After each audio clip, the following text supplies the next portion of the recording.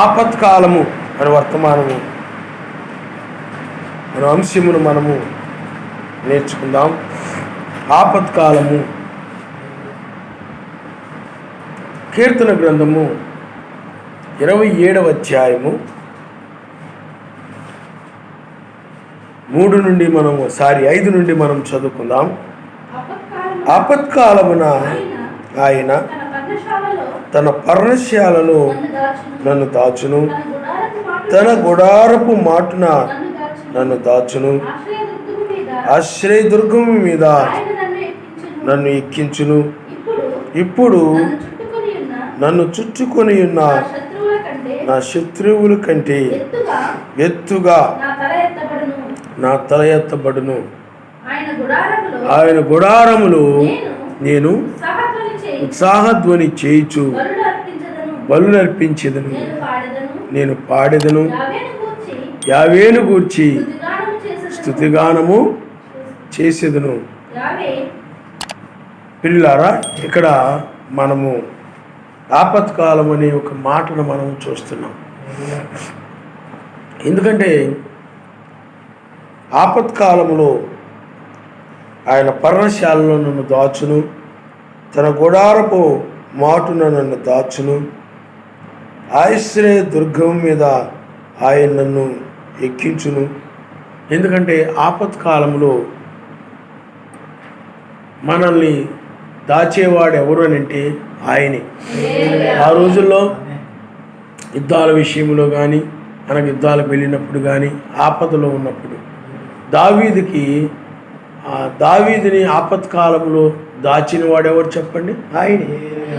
ఆయనే దాచాడు ఆపత్కాలంలో.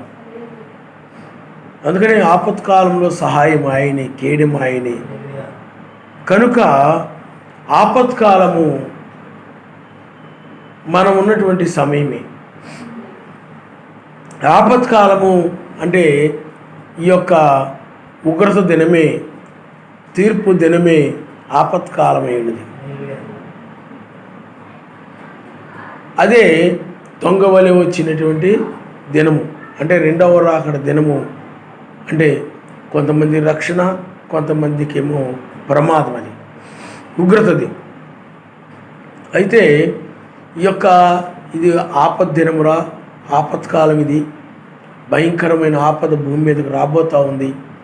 ప్రపంచమంతా కూడా ఆపదలో ఉంది. ఎందుకు ఆపదలో ఉందంటే ప్రపంచానికి సువార్త ద్వారాలు 1995లో మూయబడ్డాయి అంటే ఇంక వాళ్ళకి ఆపదలో ఉన్నట్టే. ఇంకా రక్షణ అవకాశం లేదు. ఇంకెవరైనా గొర్రెపిల్ల జీవ గ్రంథంలో ఎవరి పేర్లైనా రాయబడి ఉంటే ఆయన నడిపించుకోవడం తప్ప లేకపోతే మరొక అవకాశము లేదు. కనుక ఆపద్దినము, దీన్నే ఉగ్రత దినం అంటారు. ఉగ్రత దినం అంటే మొదటి రాకడలో వచ్చినప్పుడు ఆయన ఏం చేశాడనంటే చాలా ప్రేమ కలిగిన వాడుగా, కృప కలిగిన వాడుగా, కనికరం కలిగిన వాడుగా వచ్చాడు. వచ్చి ఆయన ఏం చేశాడనంటే కలవరి శిలువలో రక్తంని చిందించాడు ఆయన.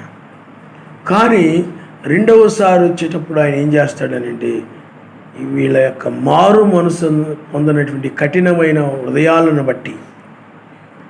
అందుకని మీరు చూడండి ఒకసారి మత్తయి సువార్త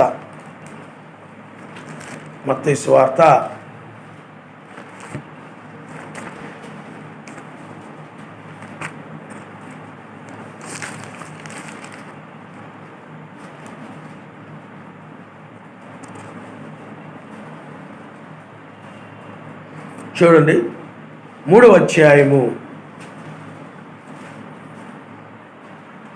7వ వచనం మనం చదువుకుందాం. అతడు పరిసయ్యులలోను సద్దూకయ్యులలోను అనేకులు బాప్తిజము పొందవచ్చుట చూచి, సర్ప సంతానమా, రాబోవు ఉగ్రతను తప్పించుకొనుటకు మీకు బుద్ధి చెప్పిన వాడెవడు? మారు మనసుకు తగిన ఫలము ఫలించుడి. అబ్రహాము మాకు తండ్రి అని మీలో మీరు చెప్పుకొన తలంచవద్దు. సర్వశక్తిమంతుడు ఈ రాళ్ల వలన అబ్రహామునకు పిల్లలను పుట్టింపగలడని మీతో చెప్పుచున్నాను. ఇప్పుడే గొడ్డలి చెట్ల వేరున ఉంచబడి ఉన్నది కనుక మంచి ఫలములు ఫలింపని ప్రతి చెట్టును నరకబడి అగ్నిలో వేయబడును. చూడండి, ఇక్కడ ఆయన ఏం చెప్తున్నాడంటే, మేము అబ్రాహాము యొక్క పిల్లలమి, మేము ఎలా ఉన్నా పర్వాలేదు, ఏ విధంగా ఉన్నా పర్వాలేదు, మేము పరలోకం వెళ్ళిపోతాం పర్వాలేదు అనుకుంటుండేవాళ్ళు వాళ్ళు. మేము నీతిమంతుని పిల్లలము, పరిశుద్ధుని యొక్క పిల్లలమి, మేము ఎలా ఉన్నా పర్వాలేదు, మా తండ్రి అబ్రహాము, ఇస్సాకు, యాకోబు వీళ్ళందరూ ఉన్నారు కాబట్టి మేము పరిశుద్ధులమే, పుట్టుకతో పరిశుద్ధులమే, పరిశుద్ధులు పుట్టాం కాబట్టి పరిశుద్ధులు అనుకుంటున్నారు. కానీ ఆయన ఏమన్నాడు? పరిశుద్ధులారా అన్నాడా? అబ్రహాము సంతానమా అని అన్నాడా? అనలేదు. ఆయన సర్ప సంతానమా అన్నాడు. అంటే దాని అర్థం ఏమిటి? సర్ప సంతానమా అని అంటే ఆయన శరీరాన్ని చూడట్లేదు, వాళ్ళలో ఉన్న ఆత్మను చూస్తున్నాడు. ఆయన శరీరాన్ని చూస్తే ఎలా ఉన్నాడు చెప్పండి? అబ్రహాము సంతానములాగే ఉన్నారు. ఆత్మను చూస్తేనేమో ఎవరాత్మది? సర్ప సంతానం అనగా కయ్యూని ఆత్మ. వాళ్ళలో ఏ ఆత్మ కనపడుతుంది? కయ్యూని ఆత్మ కనపడుతుంది. శరీరానికి ఎవరు సంబంధించున్నారు? అబ్రహాముకి సంబంధించున్నారు. కాబట్టి శరీర సంబంధంగా అబ్రహాము పుట్టారు కాబట్టి గొప్ప విశ్వాసము కలిగిన అబ్రహాము పిల్లలారా అని అనలేదు ఆయన. ఆయన ఉన్నాడనేంటి? సర్ప సంతానమా అనగానే వాళ్ళకి ఏమైపోయింది చెప్పండి? ఇదేంటి, మేము అబ్రహాము పిల్లలమైతే మమ్మల్ని సర్ప సంతానం అని పిలుస్తున్నాడు ఈయన.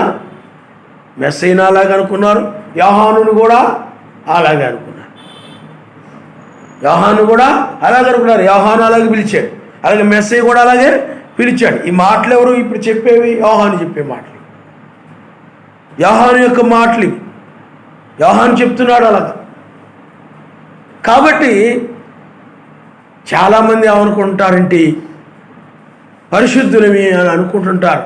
పరిశుద్ధులకు పుట్టాం కాబట్టి మేము పరిశుద్ధులు అని అనుకుంటుంటారు. కానీ ఆయన శరీరాన్ని మాత్రము చూడడు, లోపల ఉన్న ఆత్మను మాత్రమే ఆయన చూస్తాడు. కాబట్టి అందుకని ఆయన ఏమన్నాడనేంటి? ఆ యొక్క ఆత్మను బట్టి, వాళ్ళలో ఉన్న ఆత్మను బట్టి, మీలో ఉన్న ఆత్మ ఆ కయ్యూని ఆత్మ కాబట్టి, ఆ కయ్యూను సర్పానికి పుట్టినవాడు కాబట్టి మీరు సర్ప సంతానమై ఉన్నారు అన్నాడు. మేము అబ్రహాము యొక్క పిల్లలమి, అబ్రహాము మాకు తండ్రి అని మీలో మీరు చెప్పుకొని తలంచవద్దు. ఈ రాళ్ల వలన అబ్రహామునకు పిల్లల్ని పుట్టింపగలడని మీతో చెప్పుచున్నాను. ఈ రాళ్ల వలన అబ్రహాము పిల్లల్ని ఆయన పుట్టించగలడు. కాబట్టి మీలో మీరు మేము అబ్రహాము పిల్లలమని మీరు తలంచవద్దు. మీరు అబ్రహాము పిల్లలు కావచ్చు, కానీ మీరు లోపల ఉన్న ఆత్మను బట్టి మీరు అబ్రహాము పిల్లలు కారు. అందుకని సర్వశక్తిమంతుడు పై శరీరమును చూడడం లేదు, కానీ వారిలో పనిచేస్తున్న ఆత్మను చూస్తూ ఉన్నాడు. ఆత్మ లక్షణాలు ఏంటో చూస్తున్నాడు. పశ్చాత్తాపడని ఆత్మది, మారు మనసు పొందినటువంటి ఆత్మది. ఆ ఆత్మ ఎవరికి ఉంది? కయ్యూనికి ఉంది. అదేమని చెప్తే ఆ కయ్యూని ఏం చేసేవాడు చెప్పండి? కోపగించుకునేవాడు.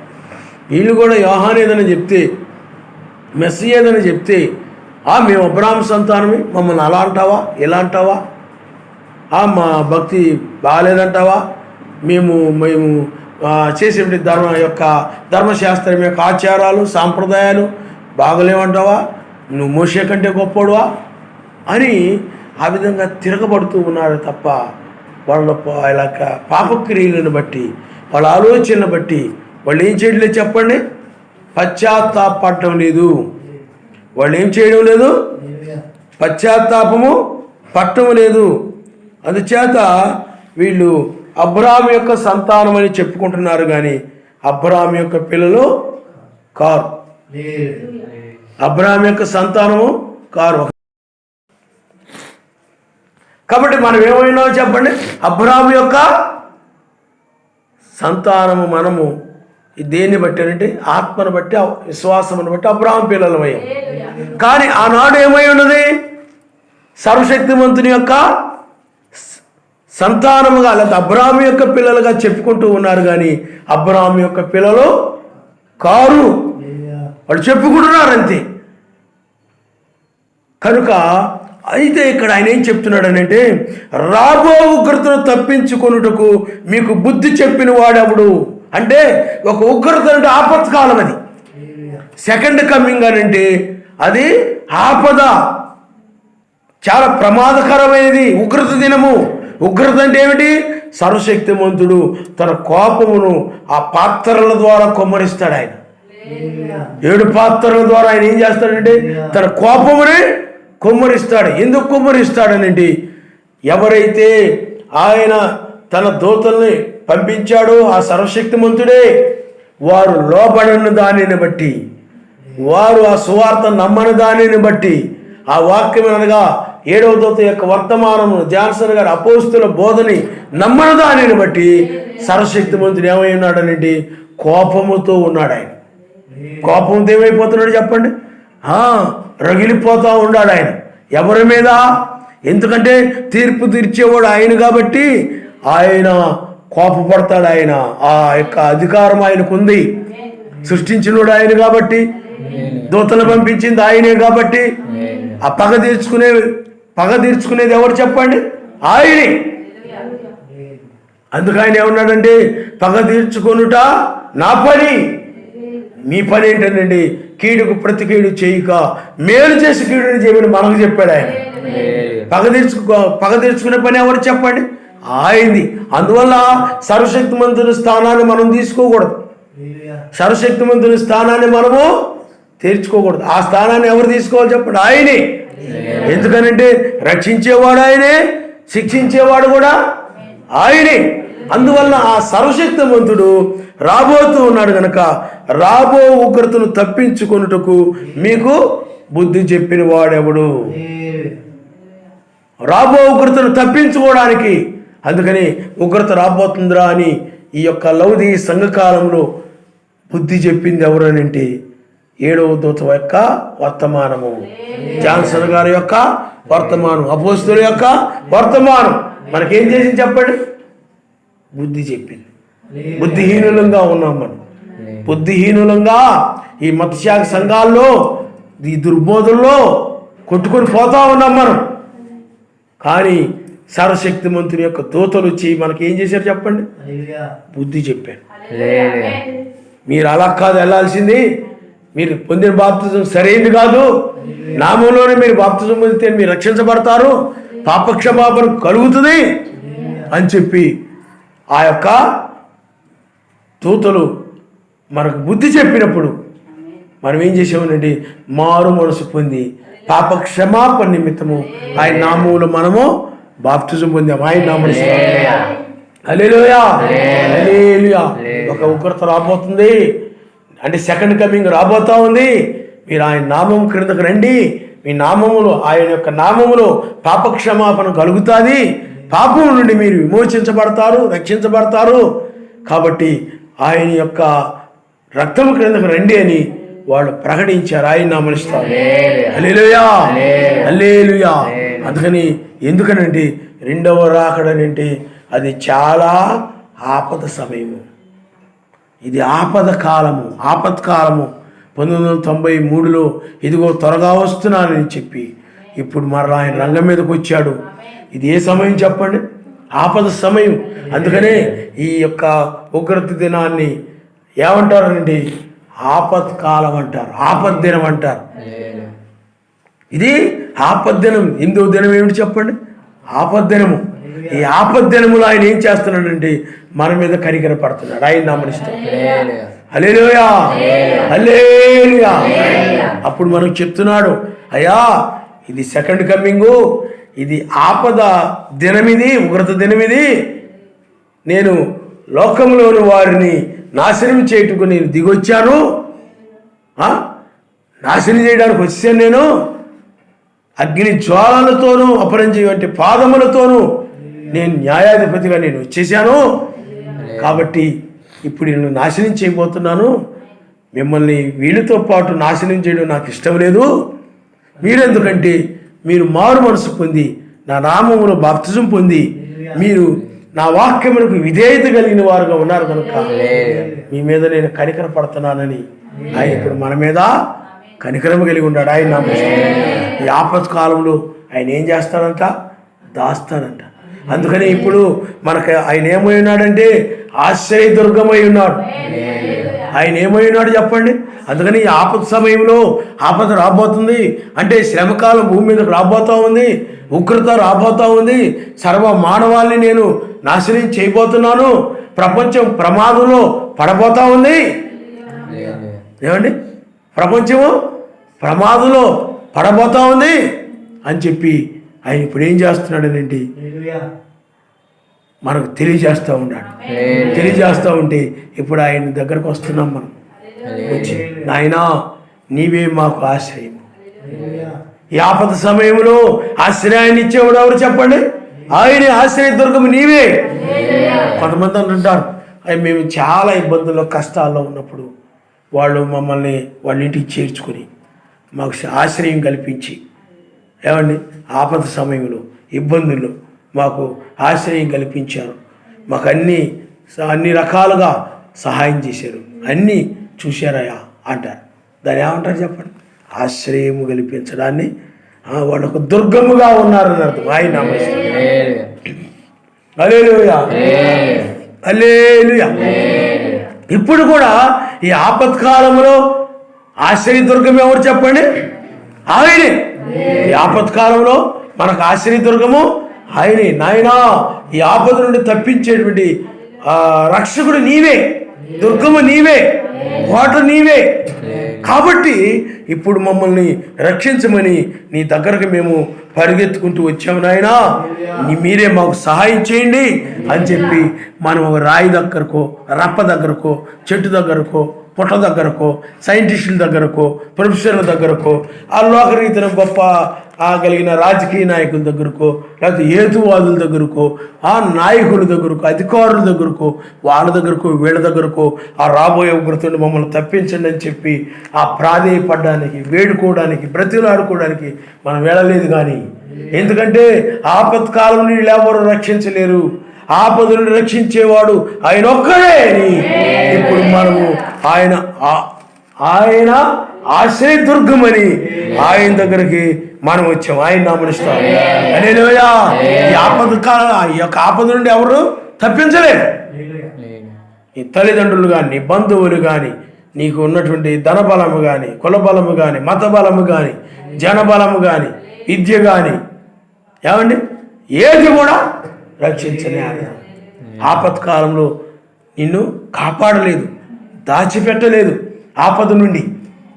కాబట్టి ఇప్పుడు ఆశ్రయదుర్గం ఎవరనంటే ఆయనే. అందుకని ఆశ్రయదుర్గము మీద నన్ను ఏమండి ఆశ్రయదుర్గము మీద ఆయన నన్ను ఎక్కించును.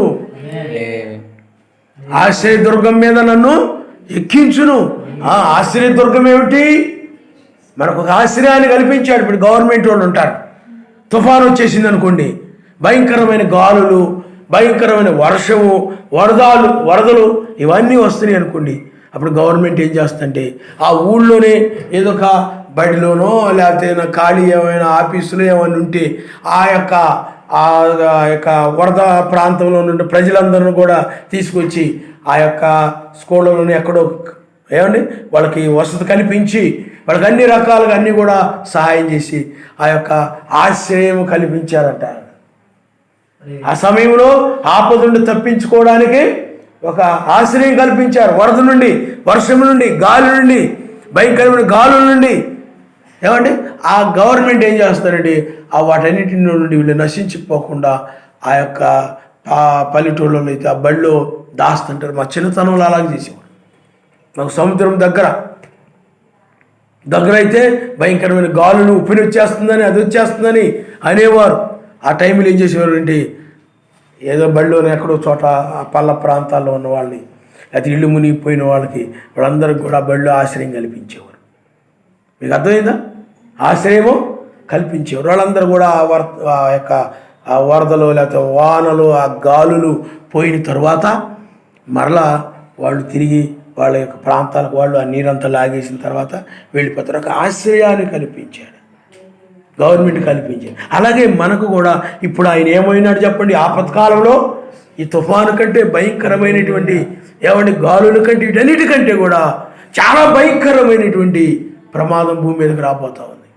ఆల్రెడీ ఉగ్రత ఆరంభమైంది కాబట్టే ఇక లోకముతో నరులతో ఇంక ఎల్లకాలం వాదించును.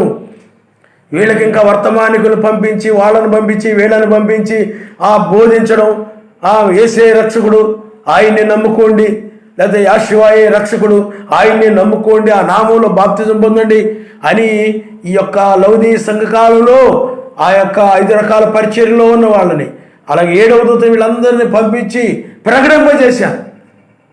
ఇంకా వీళ్ళు రాను కఠినులైపోతున్నారు తప్ప మార్పు పొందడం లేదు, పశ్చాత్తాపం కనపట్టలేదు. ఈ మనుషులు వాళ్ళకి కల్పితమైన వాటన్నిటినీ కూడా తయారు చేసుకొని వాళ్ళు ఏం చేస్తున్నారంటే ఆ యొక్క బోధనలో, సిద్ధాంతాల్లో వాటన్నిటిలో కూడా కొనసాగుతూ ఉన్నారు. కాబట్టి ఇంకా ఆయన ఏమనుకున్నాడండి, ఇక వీళ్ళతోటి వాదించి నమ్మండి అని, మార్పు మనసు పొందండి అని, మీ బోధనలు తప్పని, మీ సిద్ధాంతాలు తప్పని, మీది కరెక్ట్ కాదని ఇంకా ఎల్లకాలం ఇక వాళ్ళతోటి వాదించడం ఇక లేదు, ఇంకా వాదించే పని లేదు.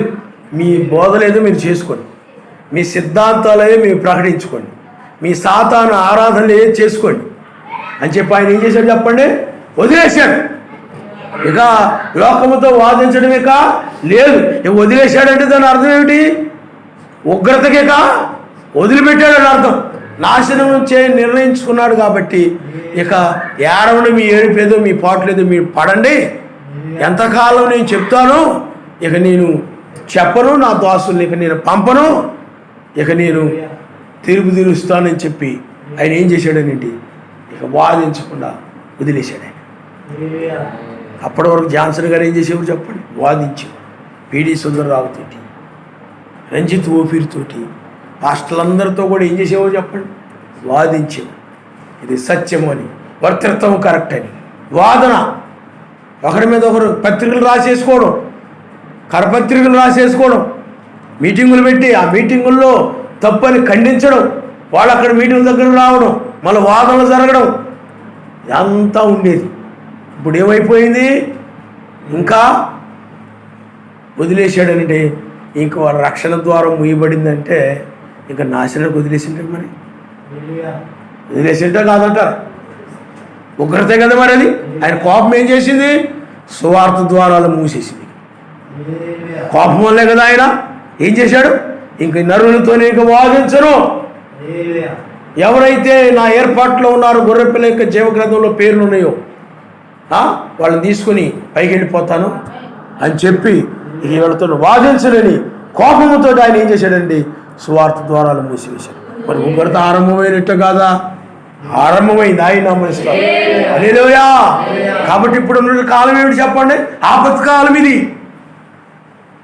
ఆపత్కాలం అంటే ఇప్పుడు కనుక నీవు ఈ వర్తమానం మీద లోబడలేదనుకోండి,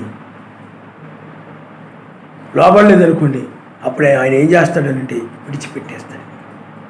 విడిచిపెడితే ఇక లోకంలో దుర్బోధనలో కలిసిపోవడం, ఇంక నశించిపోవడమే. తర్వాత ఇంక ఏ వర్తమానికుడు ఎవరు ఏమి రారు. అందువల్లే వాక్యానికి ఏం చేయాలి చెప్పండి, మనము భయముతో మనము లోబడాలి. భయముతో అంటే ప్రేమ, ఆయన మీద ఉన్న ప్రేమతో మనం ఏం చేయాలి, నువ్వేం చేయాలా, వాక్యానికి లోబడాలి. ఎందుకనండి ఇప్పుడు ఆయన ఆపత్కాలములో మనల్ని దాచడానికి వచ్చాడు. ఆయన నామనిస్తాడు. ఇప్పుడు మనకి ఆశ్రయదుర్గము, అందుకని ఆశ్రయదుర్గం మీద ఆయన నన్ను ఎక్కించును. ఆశ్రయదుర్గం మనకి ఇప్పుడు ఆశ్రయం ఎక్కడ కల్పిస్తున్నాడు ఆయన, మధ్యాకాశం. ఆయన నామం. హల్లెలూయా. భూమి మీదకి భయంకరమైన ఉగ్రత 3.5 సంవత్సరం రాబోతా ఉంది. కాబట్టి ఈ భయంకరమైన ఉగ్రతలో మనల్ని నశించిపోకుండా మనకు ఆశ్రయదుర్గమైనటువంటి ఆయన్ని, మనకు ఆశ్రయదుర్గాన్ని ఆ మధ్యాకాశంలో మనకి ఏర్పాటు చేశాడు. ఆయన నామనిస్తాడు. ఏ భూమి మీద ఎందుకు ఏర్పాటు చేయలేదు, అంటే ఆయన యొక్క ఉగ్రత భూమి మీద అంతా కూడా ఉంది, అన్ని దేశాల్లో ఉంది, అన్ని రకాల ప్రజల మీద ఉంది. అన్ని పట్టణాల మీద ఆయన ఉగ్రత ఉంది కాబట్టి ఈ భూమి మీద దాచడానికి వీల్లేదు. అందుకని ఆయన నీకు ఎక్కడికి చూడండి, ఎక్కడికి ఎక్కిస్తున్నాడు చెప్పండి? ఆకాశ మండలమునకు ఆయన ఎక్కిస్తూ ఉన్నాడు. ఆశ్రయదుర్గమది, మనకు ఆశ్రయదుర్గమది కాబట్టి మనల్ని అక్కడ దాస్తాడు ఆయన, అక్కడికి ఎక్కిస్తాడు ఆయన, మధ్యాకాశానికి ఎక్కిస్తాడు. ఆపత్కాలంలో ఉన్నాం కాబట్టి, ఆపద సమయంలో. అందుకని లోకములో వాళ్ళకి ఇది చాలా మంచి రోజులు అనుకుంటుంటారు, ఇవి చాలా మంచి దినాలు అనుకుంటుంటారు. కానీ మనకైతే ఇది ఆపద దినమని మనకు తెలుసు. సువార్త ద్వారాలు మూయబడ్డంటే ప్రపంచం ఆపదలో పడినట్టు కాదు మరి, అంతేనా? దురాత్మకి, చెడుతనానికి, చెడ్డ బోధలకి, పాపాలకి, అన్యాయములకి, అక్రమాలకి ఆయన ఏం చేశాడంటే వదిలేశాడు ప్రపంచాన్ని. వదిలేయడం ద్వారా ఏమైపోయిందనంటే చాలా ఘోరమైన పాపాలు జరిగిపోతాయి. ఘోరంగా తనుకుంటున్నారు, కొట్టుకుంటున్నారు, చంపుకుంటున్నారు, దోపిడీలు జరుగుతున్నాయి, ఇవన్నీ జరుగుతూ ఉన్నాయి. అన్యాయం పెరిగిపోయింది, అవినీతి పెరిగిపోయింది, అక్రమం పెరిగిపోయింది. వాటిని ఎవ్వరు కంట్రోల్ చేయలేకపోతున్నారు, ఎవరి వల్ల కావట్లేదు. చాలా భయంకరమైన పరిస్థితి ప్రపంచంలో ఉంది.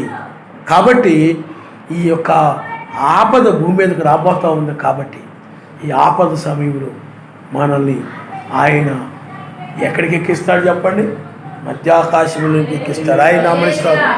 హల్లెలూయా, హల్లెలూయా. ఆశ్రయం, దుర్గము ఆ మధ్యాకాశం మనకి 3.5 సంవత్సరం. ఆ 3.5 సంవత్సరం మనకి ఆశ్రయదుర్గం. కాబట్టి ఇది మంచి కాలం అనుకోకండి, భయంకరమైన కాలం ఇది. అందుకని ఈ సమయంలో నీవు ఆయన్ని ఆశ్రయించాలి. అప్పుడు నీకు మధ్యాకాశంలో ఆయన ఆశ్రయాన్ని కల్పిస్తాడు. ఆయన నామనిస్తాడు. హల్లెలూయా.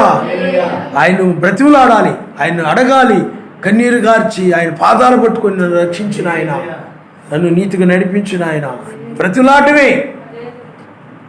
ఆయన్ని వేడుకోవాలి, అది చెయ్యి, ఇది చెయ్యి. ఏమండి, ఆయన సర్వశక్తిమంతుడు, ఏ పనివాడు కాదు ఆయన. మనల్ని మనం తగ్గించుకొని ఏం చేయాలి చెప్పండి? మన యజమాని ఆయన.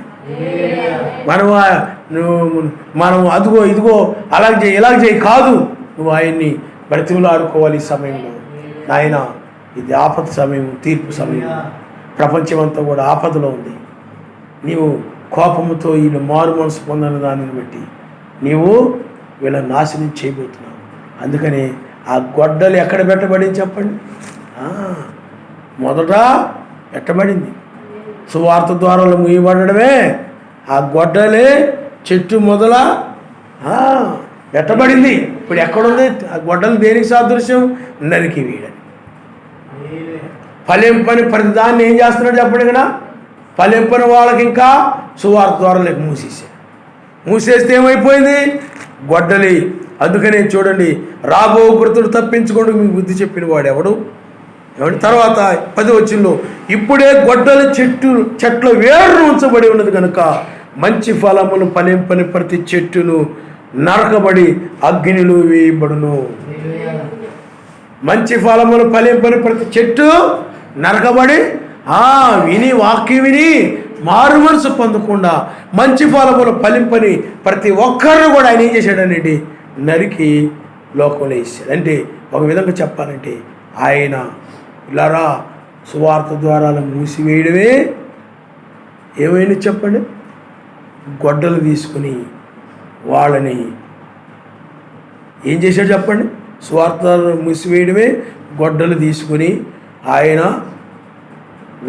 ఉగ్రతని తీర్చుకుంటున్నాడు, ఆయన కోపమును తీర్చుకుంటున్నాడు ఆయన. కాబట్టి ఇప్పుడు గొడ్డలు ఎక్కడుందనంటే ఆల్రెడీ 1996లోనే గొడ్డలి ఆ చెట్లు ఏమండి వేరును ఉంచబడి ఉన్నది. ఆ గొడ్డలి అలా పెట్టబడి ఉంది. గొడ్డలి చెట్లు వేరులు అంటే లోకం అనేటువంటి చెట్లని, పాపులని వాళ్ళందరూ నరకడం కోసము ఆయన చెట్లు వేరుని పెట్టాడు. అంటే దాని అర్థం ఏమిటంటే కొమ్మలు కాదు నరకడం, ఏదో మొద్దులు కాదు నరకడం, ఆకులు కాదు నరకడం. ఆ గొడ్డలు ఎక్కడ పెట్టాడు చెప్పండి? వేరుల దగ్గర పెట్టాడు. అంటే వేరులతో సహా తీసిపడేస్తాడు. మరలా ఎప్పుడు అలాంటి చెట్లు రాకుండా, మరలా అలాంటి చెట్లు ఎప్పుడు మొలవకుండా, పనింపనేటువంటి చెట్లు మొలవకుండా ఆయన గొడ్డలు అక్కడ పెట్టాడు. కాబట్టి సువార్త ద్వారా ముయ్యబడడమే గొడ్డలి, చెట్లు వేరున ఉంచబడము. ఉగ్రత ఆరంభమైందనంటే ఇక చెట్లు వేరున అక్కడ గొడ్డలు ఉంచబడిందంటే ఏమిటి చెప్పండి? ఉగ్రత ఇక ఆరంభం. సువార్త ద్వారాలు ముయ్యబడమే ఉగ్రత ఆరంభం. సువార్త ద్వారాలు ముయ్యబడమే గొడ్డలి, చెట్లు వేరును పెట్టడం. ఇది ఆపత్కాలం. ఇది లోకాన సువార్త ద్వారాలు మూసివేశాడంటే ఆపదలో పడిపోయింది ప్రపంచం అంతా. ఏమండి? అన్యాయం చేయవాడని అన్యాయం చేయలేము, అపిత్రుడుగా ఉండలేము, తాగేవాడిని తాగనిండి, వ్యభిచారం చేసేవాడిని చేయనిండి, ఏమండి మోసాలు చేసేవాడిని చేయనిండి, దుర్మార్గాలు చేసి చేయనిండి. ఎందుకంటే వారికి ఇవ్వాల్సిన ప్రతిఫలాన్ని ఆయన ఇవ్వబోతున్నాడు. కాబట్టి చేయనిండి. ఆ ప్రతిఫలం మీద నేను ఇస్తాను. ఆ ప్రతిఫలం ఎవరు ఇస్తారు చెప్పండి? ఆయనే. కాబట్టి ఆ ప్రతిఫలం మీద నేను ఇస్తాను, మళ్ళీ చేయనిండి అంటున్నాడు. ఆయన నామనిస్తాను. హల్లెలూయా. ఎంతకాలం చేస్తారు? చేయని. అందువల్ల ఆయన కోపంతో రావడమే గొడ్డలే, చెట్లు వేరున ఉంచబడడం. కోపంతో వచ్చి సువార్త ద్వారా ముయ్యబడడమే గొడ్డలి, చెట్లు వేరు ఉంచబడడం. ఏమండి? చెట్లు వేరు ఉంచబడింది. ఇప్పుడు నువ్వేం నువ్వేమి చేస్తున్నావనండి? ఈ చెట్లన్నీ అంటే లోకం ఇక నరకపోతున్నాడు ఆయన. సువార్త ద్వారాలు మూసివేసాడు. ఇంక చెట్లన్నీ కూడా నరికేస్తాడు. కాబట్టి ఆ చెట్లతో పాటు పిల్లరా మనము నశించిపోకుండా ఉండుట కోసమే మనల్ని రక్షించడానికి వచ్చాడు. ఇప్పుడు మనకి ఆశ్రయదుర్గం ఆయనే అని ఇప్పుడు ఆయన బ్రతిలాడుతున్నాం. ఆయన సహాయం చేయను, ఆయన కనికరించిన, ఆయన కృప చూపించిన, ఆయన యాకోబుని ఈ తెల్లవారుజామున పోరాడుతున్నాం. ఆయన నామనిస్తాం. హల్లెలూయా, హల్లెలూయా. కాబట్టి ఇప్పుడు మనం మనకు ఆశ్చర్యదుర్గముగా ఎక్కడికి తీసుకుపోతాడు చెప్పండి? మధ్యాకాశమునకు మనల్ని తీసుకుపోతాడు. అందుకని మనకు అక్కడ ఆశ్చర్యం కల్పించాడు. పెండ్లి విందు అక్కడ గొప్ప అంటే వాక్య విందు. అది పెండ్లి విందు అనగానే ఆహా సూపర్, చాలా బాగుంటుందేమో. అక్కడ బిర్యానీ, జాయింట్లు, లేకపోతే పలావు, మేక మాంసము, కోడి మాంసము, అన్ని రకాలుగా ఉంటాయేమో. మిగతా వాళ్ళు సామాన్యులే ఇవన్నీ పెడుతున్నారనంటే అక్కడ మెస్సయ్య కాబట్టి ఇంకా ఘనంగా ఉండదేమో విందు అనుకోకండి. అది వాక్యపు విందు. ఆయన వాక్యము ఉంటుంది అక్కడ మనల్ని దాస్తాడు. మనం అక్కడ దాచబడి ఉంటాం. భూమి మీద దొరుకు చెప్పండి? ఆపద. భూమి మీద మనుషులందరూ కూడా వడగండ్లు, భూకంపాలు, కరువులు, అనేక వ్యాధులు, కష్టాలు.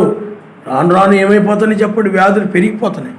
రేపు ఇంకా శ్రమకాలంలో ఇంకా ఎక్కువైపోతాయి. కరోనా కంటే ఇంకా భయంకరమైన వచ్చేస్తాయి. చాలామంది చనిపోతారు, మరణాలు ఎక్కువ ఉంటాయి. 3.5 సంవత్సరం ఆ శ్రమకాలంలో నీ ఫ్రెండ్ కానీ నీ బెండు కానీ ఎవరు ఏమీ రక్షించలేదు. ఇప్పుడే ఆ ఒక్క భయంకరమైన నాశనం భూమి మీదకి రాబోతుంది. కాబట్టి నమ్మిన వాళ్ళు ఏం చేస్తారంటే ఆయన అడుగుతారు. నిజమే జరుగుతుంది, అది నిజమే, లేఖనము నెరవేర్చబడుతుంది అని లేఖనమును ఎరిగిన వారు, ఈ దినముని లేఖనం నెరవేర్చబడుతుందని నమ్మిన వారు ఆయన అడుగుతారు. నాయన మాకు సహాయం చేయండి, కృప చూపించు నాయన, ఆ యొక్క ఆశ్చర్యదుర్గం మీద మమ్మల్ని ఎక్కించు నాయన, మధ్యాకాశానికి. అందుకని ఆయన మధ్యాకాశానికి ఎక్కిరమ్మంటున్నాడండి. ఆశ్రయదుర్గం మీదకి ఎక్కిరమ్మని పిలుస్తున్నాడు ఆయన. మీకు ఆశ్రయం ఇక్కడ కల్పించాను. భూమి మీద ఉగ్రత రాబోతా ఉంది, మీరు ఎక్కిరండి, పైకి ఎక్కిరండి. ఆయన నామనిస్తాం. హల్లెలూయా, హల్లెలూయా. తర్వాత ఆయన తన గుడారపు చాటున లేకపోతే మాటున నన్ను దాచును. ఆ గుడారం ఏమిటి? తన గుడారం ఏమిటి? ఆ మహిమ శరీరంలో. ఆ మహిమ శరీరంలో మనల్ని ఏం చేస్తాడు చెప్పండి? దాస్తాడు. ఈ మహిమ శరీరంలో ఉన్నాం అనుకోండి, ఏ ఆపద నీకు కలదు. మధ్యాకాశంలో నేను తీసుకొని పోవడమే కాదు, అక్కడ నీకు ఆశ్రయం ఇవ్వడమే కాదు, మహిమ, అంతేకాకుండా మహిమ శరీరంలో నిన్ను దాస్తాడు ఆయన. ఈ మహిమ శరీరం అంటే అది మరణం లేని. ఆ శరీరానికి ఏముండదు చెప్పండి? మరణం ఉండదు, నశించదు. నువ్వు దేన్నైనా నాశనం చేయొచ్చు, ఏమండి? కానీ మహిమ శరీరం కలిగిన వారిని ఎవరు ఏమి చంపలేరు, ఏమి చేయలేరు. వాళ్ళకి మరణం ఉండదు, ఈ యొక్క జబ్బులు ఉండవు. ముక్కటం, మూలవడం, తుమ్మడం, దగ్గడం, ఆయాసపడిపోవడం, నాకు ఒంట్లో బాగోలేదు, అలా బాగోలేదు, ఇలా బాగోలేదు అనడం కానీ అలాంటిది ఏది ఉండదు. ఆ మహిమ శరీరం ధరించుకున్నప్పుడు నీవు యవ్వనస్తుడు అని. తనకెన్ని ఒక 16 ఉంటాయా, 17 ఉంటాయి, 21 సంవత్సరాల వయసు లేదా 19 సంవత్సరాల వయసు కలిగిన యవ్వనస్తులుగా మారిపోయి ఇంకెప్పుడు అలాగుంటా. ఇప్పుడు నువ్వు ఉండవు. నువ్వు ఒకప్పుడు యవ్వనస్తులుగా 18 సంవత్సరాలు 20 సంవత్సరాలు అప్పుడు యవ్వనస్తులు ఉన్నారు. తర్వాత ఏమైపోయారు? అప్పుడు చక్కగా సన్నంగా ఉండి, చక్కగా ఒళ్ళు లేకుండా చాలా చక్కగా మంచి ఆ యొక్క నాజూగ్గా ఉండేవారు. కానీ ఇప్పుడు ఏమైపోయింది? వయసు పెరిగి కొలిది పక్కన శరీరము లావవడము, మొఖాలు ఉబ్బడము, ఆ తర్వాత రాను రాను ముసలులైపోవడము, ఈ యొక్క రకరకాలుగా శరీరంలో మార్పులు వచ్చేస్తాయి. కానీ ఆ మహిమ శరీరం పొందినప్పుడు ఈ శరీరం మార్పు ఉండదు. ఇక నువ్వు ఎప్పుడు ఒకే రకంగా ఉంటావు. చాలామందికి ఎప్పుడు యవ్వనస్తులకు కనపడాలని ఆశపడతా ఉంటారు. అర్థమవుతుందండి? ఎప్పుడు యవ్వనస్తులకు కనపడాలనుకుంటారు, కానీ సంవత్సరాలు గడిచే కొంత ముసలోళ్ళు అవుతారు. కానీ ఆ మహిమ శరీరం ధరించుకున్నప్పుడు ఎప్పుడు యవ్వనస్తులుగానే ఉంటారు. ముసలితనం అవడం ఉండదు. ఆ మహిమ శరీరం ధరించుకున్నప్పుడు, ఆ మహిమ శరీరంలోకి వెళ్ళినప్పుడు నీతి, సమాధానం, పరిశుద్ధాత్మ, ఆనందంతో ఉంటారే తప్ప ఇక పాపపు ఆలోచనలు కానీ, పాపపు కోరికలు కానీ ఇలాంటివి ఏమీ ఉండవు. లోకాశలు కానీ, ధనాపేక్షలు కానీ ఏమీ ఉండవు. ఇక మీకు అర్థమైందా? అప్పుడు ఆ పాప కోరికలోనే పాపం చేస్తారు. అప్పుడు ఆయనకి నీకు మధ్య విరోధం కలుగుతుంది. ఇంకేమో వస్తే పాపాన్ని గురించి విచారిస్తుంటాం. అంటే పరిశుద్ధాత్మ ఆనందం పోద్ది. నీకు ఆనందం పోయి లోక విచారం వచ్చేస్తాయి. ఆ మహిమ శరీరం ధరించుకున్న వాళ్ళకి, ఏమండి, మహిమ శరీరంలో ఉన్న వాళ్ళకి పాపము, లోకాశలు, ధనాపేక్షలు, ఈ ఆశలు ఏమీ ఉండవు. కానీ నీతి, సమాధానము, పరిశుద్ధాత్మ ఆనందంతో ఉంటారు. ఆయన నమస్తారు. అలాంటి గుడారములో మనల్ని ఏం చేస్తాడంట? దాస్తాడు ఆపత్కాలంలో. అందుకే కదా మనకి ఇప్పుడు ఆ గుడారం వచ్చింది. మనకి ఇప్పుడు ఆ గుడారం మనకి ఎందుకు వచ్చింది? ఆ గుడారము దాయడానికి, దాచడానికి. ఎక్కడ దాస్తాడు ఆయన? మధ్యాకాశంలో మహిమ శరీరంతో మనల్ని అక్కడ దాస్తాడు. అక్కడికి మనల్ని ఎక్కించుకుంటాడంటే పైకి తీసుకెళ్తాడు. ఏ విధంగా వెళ్తాడనండి? విమానంలోనా, ఫ్లైట్లు కాదు, మహిమ శరీరమే నిన్ను అక్కడ తీసుకుంటాడు. ఈ శరీరం ఎవరిది? ఆయనది. ఆయన కూడా ఇదే శరీరం కలిగి ఉన్నాడు. కాబట్టి ఈ శరీరముతో నువ్వు పైకి కొనిపోబడతావే తప్ప ఈ భూమి మీద ఉండవు. ఈ మహిమ శరీరమే నిన్ను పైకి లేపుకొని వెళ్ళిపోతావు. గాలి ఎగరాలంటే ఎగరగలవా? గాలి ఉందనుకోండి, ఏమండి, బలంగా కొట్టేస్తే మనుషులు కూడా పడిపోతుంటారు కొన్నిసార్లు. ఈ యొక్క భూమికి ఆకర్షణ శక్తి ఉంది. ఆకర్షణ అంటే ఏమిటి? పైకి ఏదైనా ఇసిరేసామనుకోండి మళ్ళీ కింద పడిపోతాం. రాయి ఇసిరేసామనుకోండి కింద పడిపోతాం. మనల్ని కూడా భూమి పైకి ఎవరన్నా పైకి నిన్ను ఎగరేసారనుకోండి మళ్ళీ కింద దుబ్బని పడిపోతాం. కారణం ఏంటి? దీనికి ఏమని చెప్పండి? ఆకర్షణ శక్తి ఆకర్షిస్తూ ఉంటుంది. ఎప్పుడైతే ఈ మహిమ శరీరం పొందుకుంటావు ఏం జరుగుతుంది చెప్పండి? ఈ యొక్క భూమి ఆకర్షణ కంటే కూడా ఈ మహిమ శరీరం యొక్క బలం ఎక్కువగా ఉంటుంది. అది కిందకి లాగలేదు. ఇది బలహీనమైపోతుంది. నీవు పైకి వెళ్ళిపోతావు. ఆయన నామనిస్తావు. హల్లెలూయా, హల్లెలూయా. తారాజువులు వదులుతారు. పైకి వెళ్ళిపోయి ఏం చేస్తే చెప్పండి? దానిలో ఒక శక్తి, అగ్ని ఉంటుంది, మండుతూ ఉంటుంది, రబలుగా వచ్చేస్తూ ఉంటుంది. అది కొంత పైకి వెళ్ళిపోయిన తర్వాత అగ్ని ఆరిపోగానే, ఆ మంట ఆరిపోగానే చెయ్యమని కింద పడిపోతుంది. కానీ నీకు అలా కాదు. ఆ పరిశుద్ధాత్మ మంట పైకి అది ఆరిపోయేది కాదు. అందువలన పైకి వెళ్ళిపోతూ ఉంటుంది. పైకి ర్యాకెట్లు పైకి వదులుతూ ఉంటారు. అవి ఏం చేస్తే చెప్పండి, దాని భూమి ఆకర్షణ శక్తి కంటే కూడా వాటి యొక్క బలం ఎక్కువగా ఉంటుంది. అందువల్ల కిందకి లాగపడకుండా పైకి దూసుకొని వెళ్ళిపోతాయి అన్నమాట. పైకి ఎక్కడికి వెళ్ళాలో అక్కడికి వెళ్ళిపోతూ ఉంటాయి. అలాగే నీ శరీరం కూడా ఏమైపోతుంటే మహిమ శరీరంలో ఉంటుంది. మహిమ శరీరంతో నీవు ఆ యొక్క ఆశ్రయ దుర్గం మీదకి ఎక్కి వెళతావు. అక్కడ మహిమ శరీరముతో దాచబడి ఉంటావు. ఆ మహిమ శరీరము ఇంకా ఏ ఆపద నీ మీదకి రాకుండా, ఏమండి, ఏ ఆపదలో నువ్వు పడిపోకుండా ఆపత్కాలంలో ఆయన ఏం చేస్తాడు చెప్పండి, ఆశ్రయ దుర్గం మీద నిన్ను ఎక్కించి ఆ మహిమ శరీరముతో ఆయన నిన్ను దాస్తాడు. ఆయన ఎంత గొప్ప ప్రేమ చూడు నీ మీద, ఆయన నమనిస్తాడు. హల్లెలూయా, హల్లెలూయా. ఆ ప్రపంచంలో ఎంతోమంది ఉండగా నిన్ను ప్రేమించాడు ఆయన. ఎందుకు? ఆ ప్రేమే నిన్ను పైకి తీసుకెళ్ళి ఆ మధ్యాకాశంలో ఆ మహిమ శరీరం చూడండి. నీ కోసం ఆయన ఎన్ని చేస్తున్నాడు, నీ కోసం ఆయన ఎన్ని చేస్తున్నాడో చూడండి. ప్రేమ అంటే నీ కోసం ఏం చేశాడు ఆయన, ఏం చేశాడండి ఆయన అనొచ్చు. మరి నీ కోసం కలవరి శిలువలో రక్తం కార్చలేదా? నీ కోసమే కదా. మరి నువ్వేమైనా చేసావు ఆయన కోసం? మరి మరలా ఇప్పుడు వచ్చి ఈ ఆశ్చర్యదుర్గం మీదకి ఎక్కిస్తాను అంటున్నాడు ఆయన. ఇదే సమయం, ఇది ఆపద సమయం ఇది.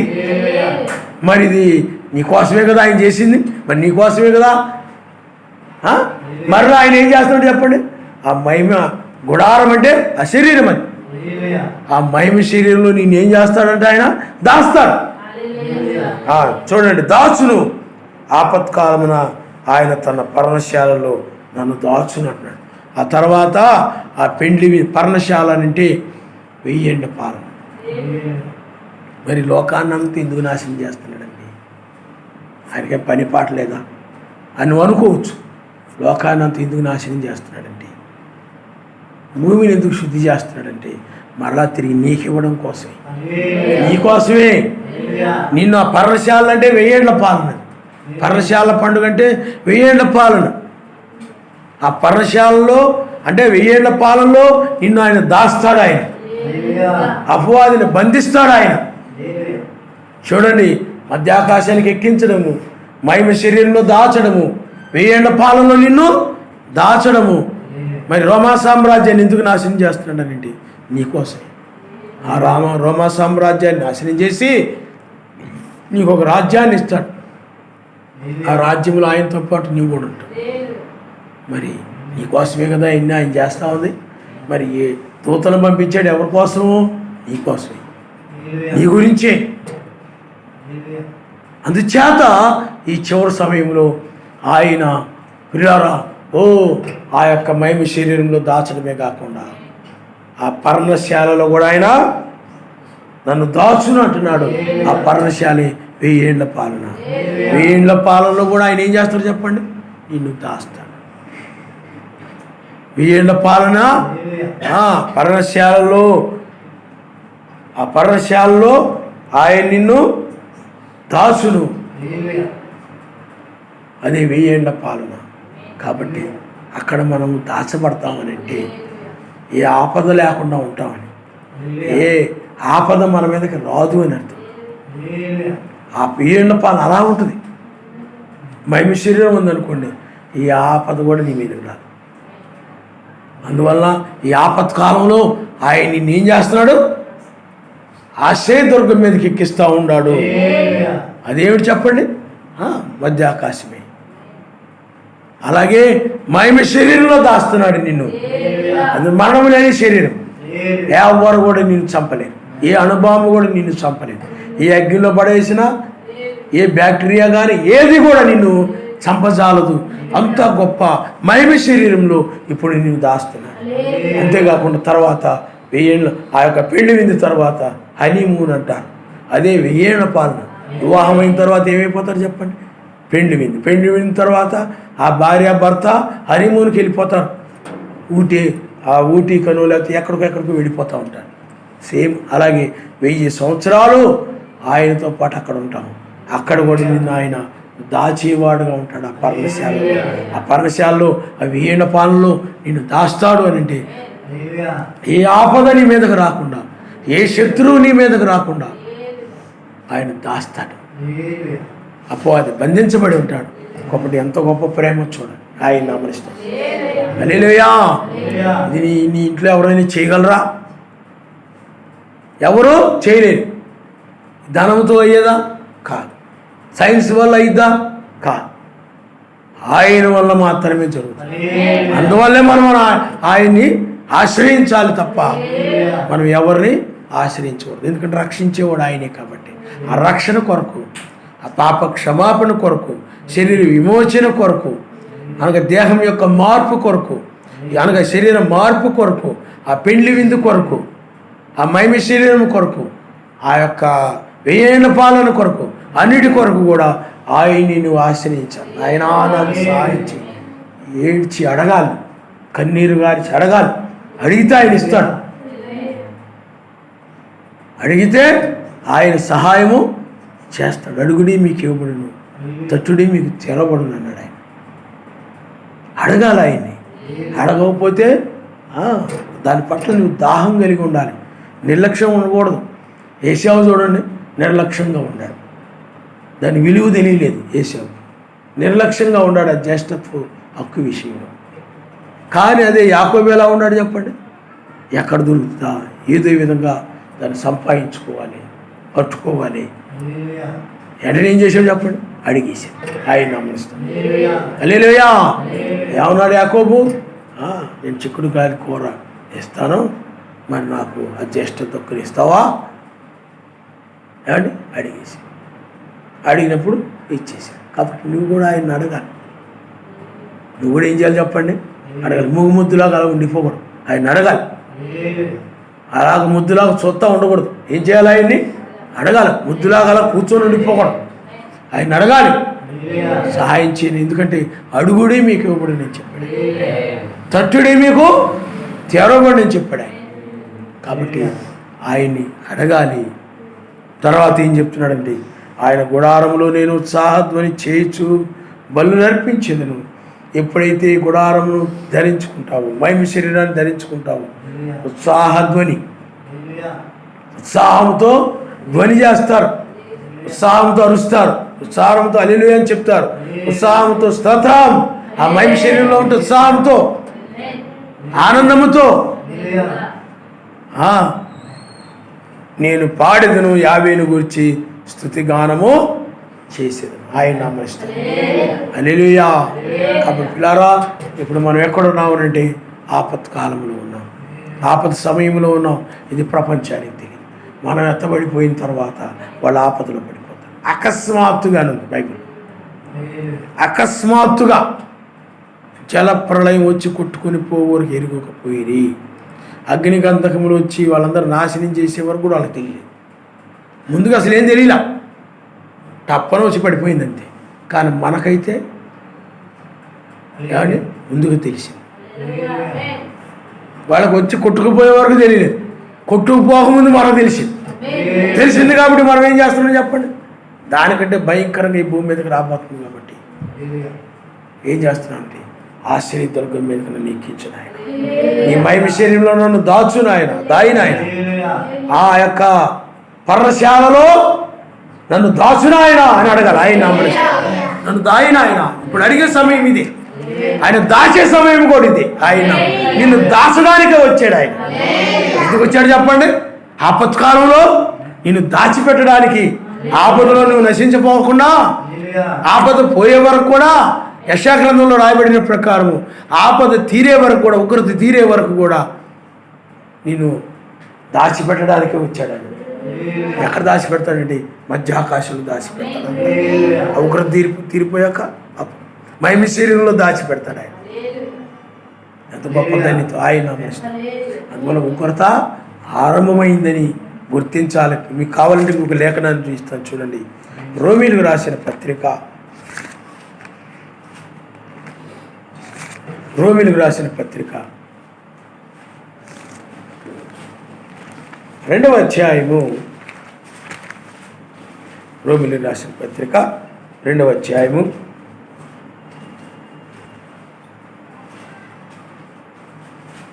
5వ వచనాన్ని మనం చూద్దాం.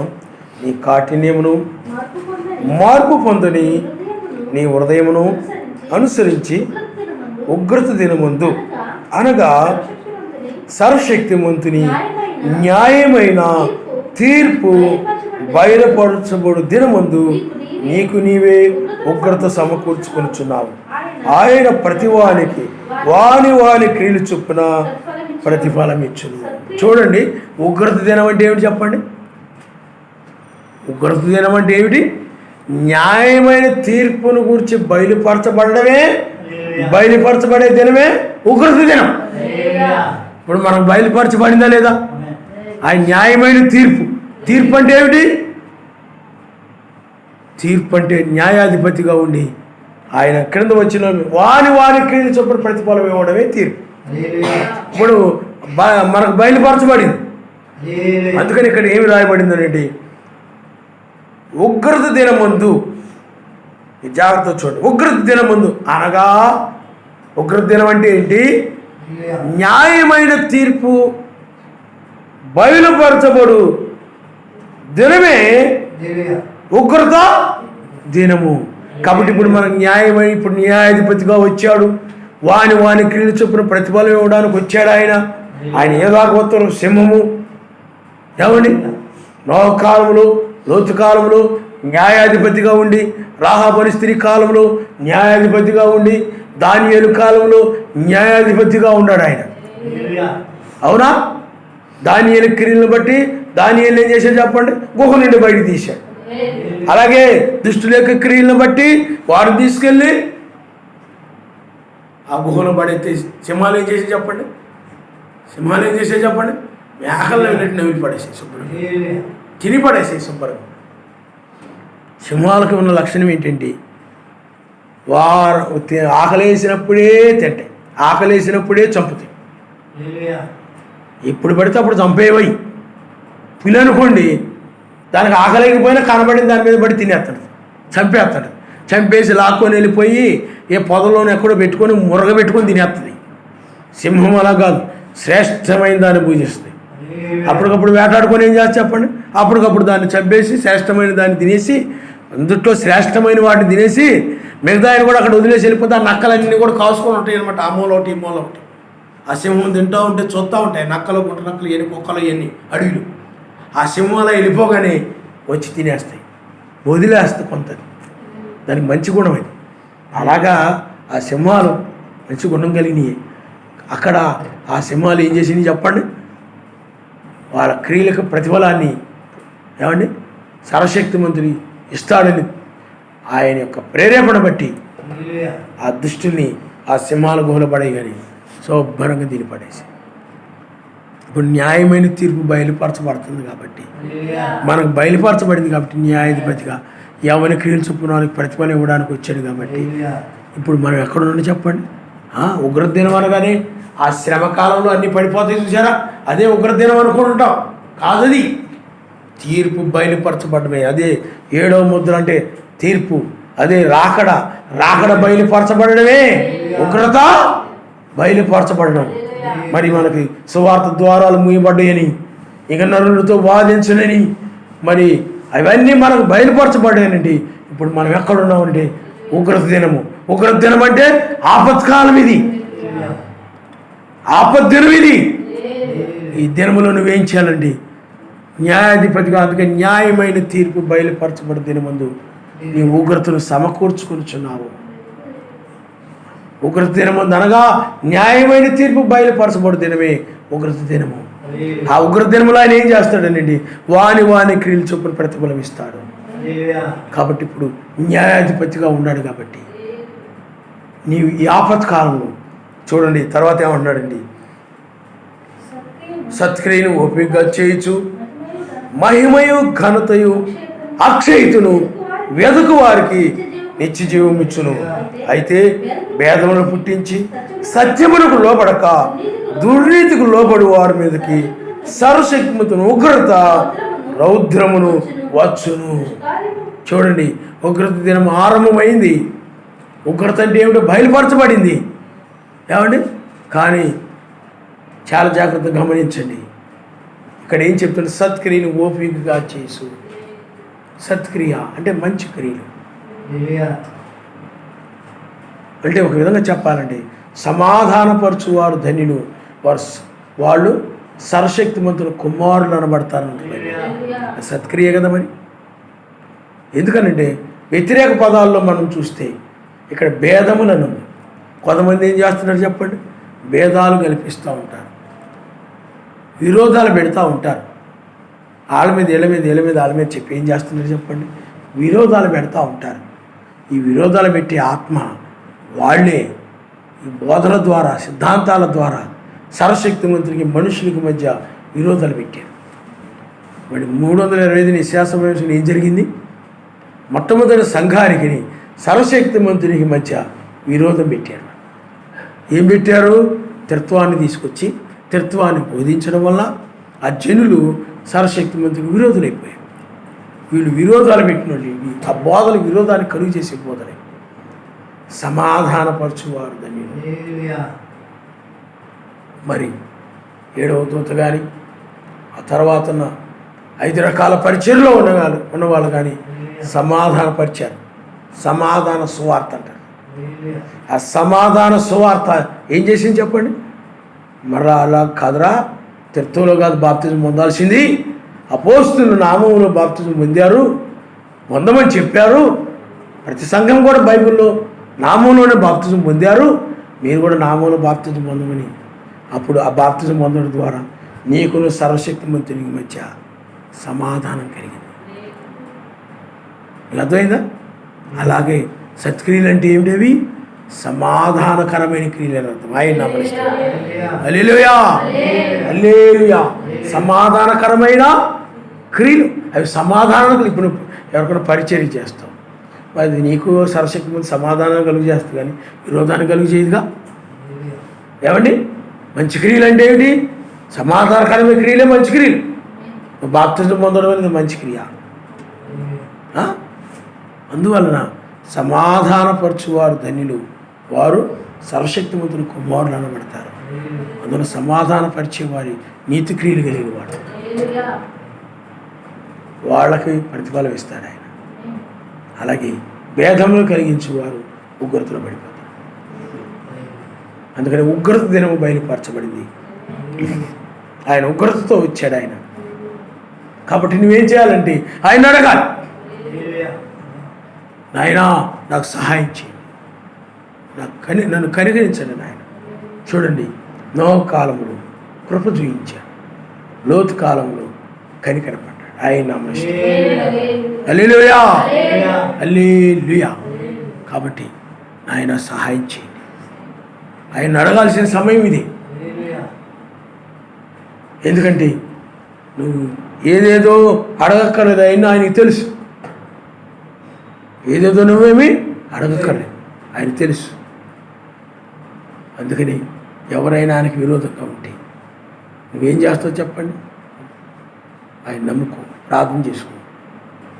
ప్రార్థన లేకుండా ఉంటే, పరిచర్య లేకుండా ఉంటే, గర్వంతో ఉంటే నువ్వు చెప్తావు. నువ్వు గర్వంతో ఉండకూడదు, దీనుడుగా ఉండు, నేను తగ్గించుకో. అప్పుడు సమాధానం కలుగు చేయడమే కదా మరి ఇది. ఏమండి? నువ్వు సర్వశక్తిమంతుడు విరోధంగా ఉండవు, నువ్వు గర్వం వల్ల.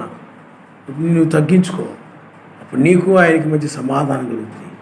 ఆయన సర్వశక్తిమంతునికి ఆ వ్యక్తికి సమాధానం కలుగు చేశాడు. సమాధానపరచువారు ధన్యులు, వాళ్ళు సర్వశక్తిమంతుడు కుమారులు అనబడతారు. ఆయన నామములో హల్లెలూయా, హల్లెలూయా.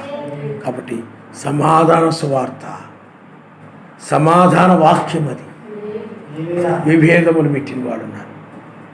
కాబట్టి నువ్వు ఇప్పుడు ఆయనతో సమాధానపడు, సత్క్రియ. అలాగే ఎవరైనా వాక్యానికి విరోధంగా ఉంటే బైబిల్లో మనం అదే ఆదివారం మనం నేర్చుకున్నాం. ఆత్మ, ప్రాణము, శరీరం. ఆ శరీరం విషయంలో ఎలా ఉండాలని చెప్పండి? బుద్ధి చెప్పుకోమను, ధైర్యపరచడం, అంటే ఒక సహోదరుడికి నువ్వేం చేయాలో చెప్తా ఉంది.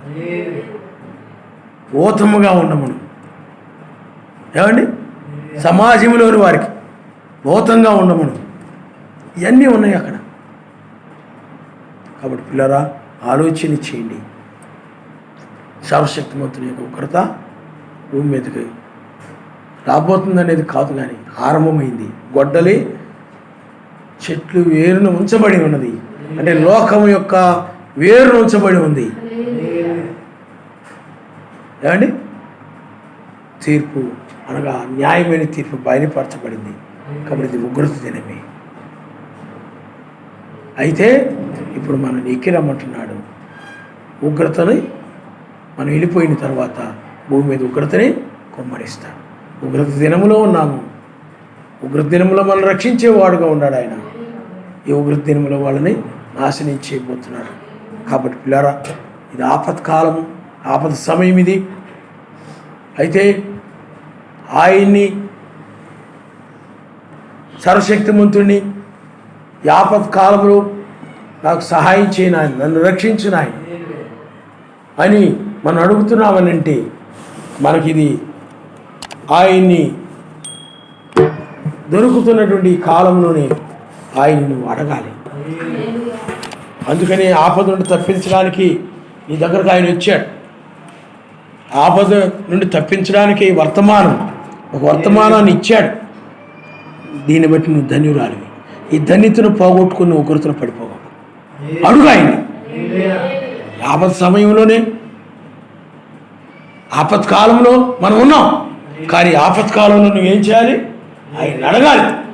ఆయన నన్ను రక్షించిన ఆయన, నాకు ఈ ధన్యతను ఇచ్చావు, దీన్ని నాకు ఈ యొక్క ధన్యతను బట్టి, ఈ యొక్క కృపను బట్టి మధ్యాకాశంలో నేను రావడానికి నాకు సహాయం చేయి అని చెప్పి ఆయన ఏం చేయాలంటే అడగాలి, బ్రతిమలాడాలి. అప్పుడు ఆయన ఏం చేస్తాడు? ఇస్తాడు. ఆయన నన్ను నాయన ఆశ్రయ దుర్గము మీద నన్ను ఎక్కించు.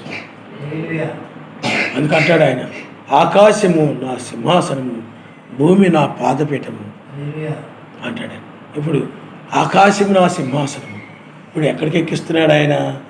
ఆశ్చర్య దుర్గం అని అంటే ఆ సింహాసనం మీదకి ఆయన ఎక్కిస్తున్నాడు. ఆయన ఆకాశం అంటే సింహాసనమే కదా. మరి మధ్య ఆకాశానికి ఎక్కిస్తున్నాడంటే ఓ గొప్ప సింహాసనం మీదకి నిన్ను ఆయన ఎక్కిస్తున్నాడు. ఆ భావంతో తీసుకోవాలి. కాబట్టి పిల్లారా, మనం అడుగుదాం, మన తండ్రిని మనం అడుగుదాం. మన కోసమే ఆయన కృప, ధన్యత, ఆయన ఏదోలో పోగొట్టుకున్నాడు ఆస్తిని మరలా తిరిగి తీసుకొచ్చాడు. అమర్త్యమైన ఆస్తి అది. అందుకని రాబోయే రాజ్యాన్ని భూమిని స్వాధీనపరచుకోవాలంటే ఏముండాలి చెప్పండి? నీతి, సమాధానం, పరిశుద్ధాత్మ, ఆనందం ఉంటేనే స్వాధీనపరచుకోవాలి. పాత నిబంధన కాలంలో ధర్మశాస్త్ర ప్రకారం ఉంటేనే కానానికి వెళ్తారు. ఇప్పుడు రాబోయేటువంటి ఆ 1000 ఏళ్ల పాలనే కానాను. ఆ కానంలోకి వెళ్ళాలనేంటి? నీతి, సమాధానము, పరిశుద్ధాత్మ, ఆనందము కలిగిన వారికి అది. కాబట్టి నువ్వు ఆలోచన చేసుకో, నాయన నేను ఇప్పుడు ఆ మహిమ శరీరం పొందుకోవాలంటే, ఆ మధ్యాకాశానికి ఎక్కి వెళ్ళాలంటే, ఆ మధ్యాకాశంలోనే దాచబడాలంటే, ఆ యొక్క 1000 ఏళ్ల పాలనలోనే దాచబడాలనంటే నీకు మధ్య సమాధానం ఉండాలి. నీ యందు ఆనందించాలి. నాయన నాకు సహాయం చేయండి. ఎక్కడైనా నీకు విరోధంగా ఉంటే సమాధాన పడడానికి కృప చెప్పండి. ఎవరితో నేను విరోధంగా ఉంటే వారి దగ్గరికి వెళ్ళి, నేను నా భార్యో, నా భర్తో, నా పిల్లలో, లేకపోతే నా బంధువులో, వాళ్ళు అన్యులైనా సరే, ఎక్కడైనా కానీ నేను విరోధంగా ఉంటే ఫలానప్పుడు నేను ఆ విధంగా ఉన్నాను, నన్ను క్షమించండి అని వారితో సమాధాన పడేలాగా సహాయం చేయండి. నీ యందు ఆనందించే కృప చూపించండి. ఆయన లోక సంబంధం విషయాలు ఎందు ఆనందించకుండా, లోక సంబంధం సంగతులు ఎందు ఆనందించకుండా నీ యందు ఆనందించడానికి సహాయం చేయండి. ఎల్లప్పుడూ నీ యందు ఆనందించడానికి కృప చూపండి. మాట ఎందు, క్రియ ఎందు సమస్తం ఆయన నామం పేరట చేయమనుంది. నువ్వు చేస్తున్నావా? చేయట్లేదు. ఇప్పుడు నువ్వు విరోధి. అది నువ్వు విరోధులు అనుకుంటున్నావా? నీకు తెలియదే. కానీ నువ్వు విరోధివి. ఇప్పుడు నువ్వేం చేయాలి? విరోధి అయితే సమాధాన పడాలి. నాయన నన్ను క్షమించిన ఆయన, ఇక నుండి నేను అలాగ నడుస్తాను నాయన. అప్పుడు నువ్వు అలాగ నడవాలి. కానీ నువ్వేమంటావు అంటే 2 రోజులు నడుస్తావు, 3 రోజులు మళ్ళీ మామూలు. అప్పుడు నువ్వేమైపోతావు? విడిచిపెట్టబడతావు. విరోధి విను. ఆయన ఆజ్ఞల ప్రకారం నడిచేవారే విరోధులు కారు. నీ విరోధి. నిత్యము ప్రార్థన చేయమన్నాడు. నిత్యము ప్రార్థన చేయాలి. చేస్తున్నావా? మాట ఎందుకు క్రియ ఎందుకు చేస్తే నిత్యము ప్రార్థన చేసినట్టే. కానీ నువ్వు వింటున్నావు, కానీ నువ్వు పాటించడం. కానీ నువ్వు ఇక్కడికి వచ్చినంత మాత్రాన, వాక్యం విన్నంత మాత్రాన, పాటలు పాడినంత మాత్రాన పిల్లరా ఆయనకి విరోధులుగా ఏమండి కారని చెప్పలేము. నువ్వు ఇక్కడికి వచ్చి వాక్యం విని సమాధానపడి దాన్ని అనుసరించినప్పుడే అప్పుడు నువ్వు విరోధి కాకుండా ఉంటావు. వాక్యం వినేసి నాయనా నన్ను క్షమించిన ఆయన కళ్ళనీరు కాల్చి మాట ఎందుకు సమస్తము నేను ఈ నామపేట చేయట్లేదు, నన్ను క్షమించిన ఆయన నేడ్చేసి మన బయటికి వెళ్ళిపోయిన తర్వాత ఏమండి నీ మాట మారిపోతుంది. నీ మాట ఏమైపోతుంది చెప్పండి? మారిపోతుంది. నీ ఆలోచన మారిపోతుంది, నీ తలంపులు మారిపోతాయి. ఇది మర్చిపోతాం శుభ్రంగా. ఏదో దాని గురించి ఎవరెవరి గురించి ఆలోచించేది వెళ్ళిపోతాను. పోయింది వర్తమానం, పోయింది వాక్యం. ఇప్పుడు నువ్వు విరోధివే కదా. మందిరానికి వచ్చి వెళ్ళినంత మాత్రాన ఆయనకి నీకు సమాధానం కలిగి ఉన్నట్టు కాదు. మందిరానికి వచ్చి ఆ వాక్యం విని ఆ వాక్యం నువ్వు మోసుకొని వెళ్ళినప్పుడే నీకు సమాధానం ఉన్నట్లే. అప్పుడు నువ్వు ఆలోచించి నిజమైన వధువు ఏం చేస్తుంటే నిజమే కదా, మాట ఎందుకు క్రియ ఎందుకు సమస్తమైన ప్రాక్టీస్ చేయట్లేదు. ఇప్పుడు నేను దోషినే కదా, నేను పాపినే కదా, నేను అపరాధినే కదా, నన్ను క్షమించిన ఆయన అని ఏడుస్తాయి. కానీ కొంతమందికి అయితే ఆ మాటనేసి అలవాటు ప్రార్థన చేసుకుంటారు. కొంతమంది ఆ మాట వదిలేస్తారు. అలా మాట ప్రకారం ఉండరు కానీ అయ్యో నేను ఆ మాట ప్రకారం లేనే అని బాధ కూడా ఉండదు. ఈ టైప్ వాళ్ళు అందరూ ఏమైపోతారు చెప్పండి? ప్రమాదంలో పడిపోతారు, ఉగ్రతలో పడిపోతారు. అది ఉదాహరణకు మాత్రం చెప్పాను. ప్రతి మాటలో కూడా, ప్రతి వాక్య విషయంలో కూడా ఎక్కడ కూడా ఈ మాట మీరిపోయావు. ఎందుకు బైబిల్ ఏముందంటే ఆజ్ఞలను నెరవేర్చి ఒక్క ఆజ్ఞ విషయంలో మీరిపోతే అన్నిటిలో అపరాధులను. నువ్వు ఎంత జాగ్రత్తగా ఉండాలో చూసుకో. వాక్యం ఎంత జాగ్రత్తగా వినాలో చూసుకో.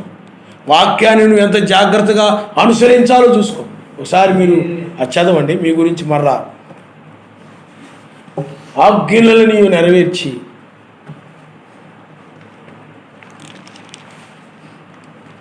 యాకోబు రాసిన పత్రిక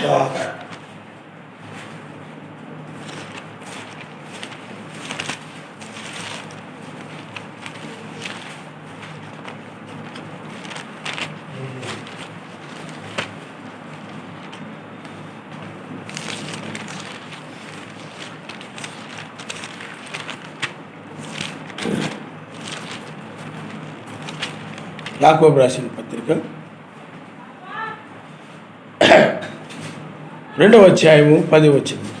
ఎవడైనను ధర్మశాస్త్రం అంతయు కైకొని